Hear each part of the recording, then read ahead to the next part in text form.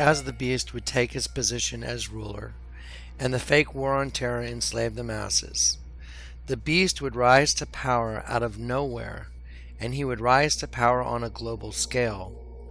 A junior senator with little to no experience would seize the throne of the most powerful nation in the world. Through his promise of peace, he would go out and conquer and beguile the masses.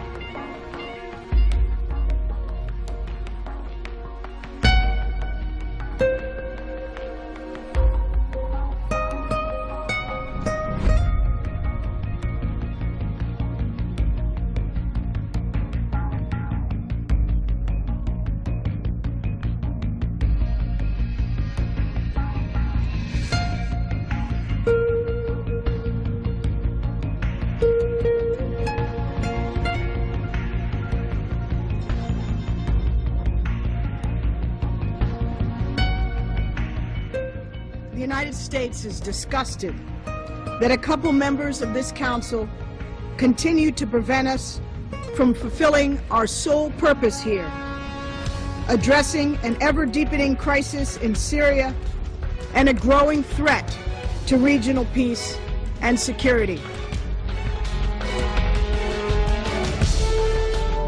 Even more shameful when you consider that at least one of these members continues to deliver weapons to Assad.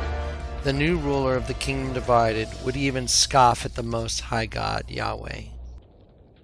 Which passages of Scripture should guide our public policy? Should we go with Leviticus, which suggests slavery is okay? Or we could go with Deuteronomy, which suggests stoning your child if he strays from the faith? Or should we just stick to the Sermon on the Mount, a passage that is so radical that it's doubtful that our own Defense Department would survive its application? Folks haven't been reading their Bible.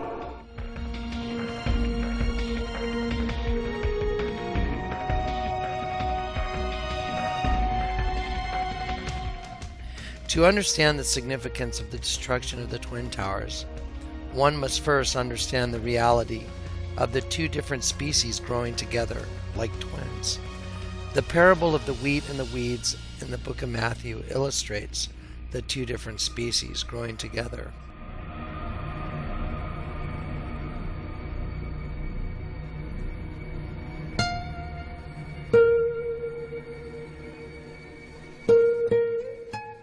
The destruction of the Twin Towers was Satan's declaration that the twins were gone and that the two had become one, as evidenced by the building of the One World Trade Center.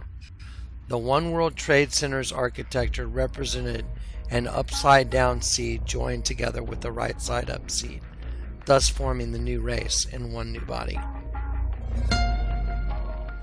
thus representing the forming of the completed human race in the form of a hive controlled by the spirit of Satan. As God himself had taken on human flesh in the form of Jesus Christ, Satan himself would also take on flesh in the second beast, Barack Obama.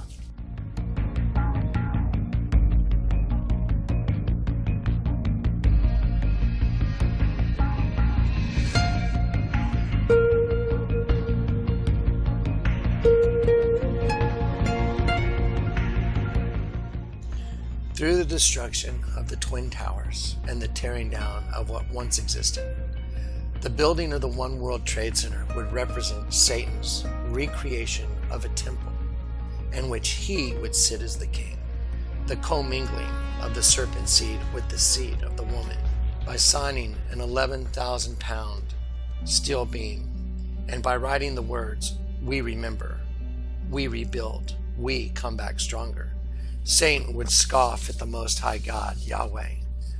The statement would reflect Satan's defiance towards God by claiming his temple had been rebuilt and that the two had become one through the intercourse with human women.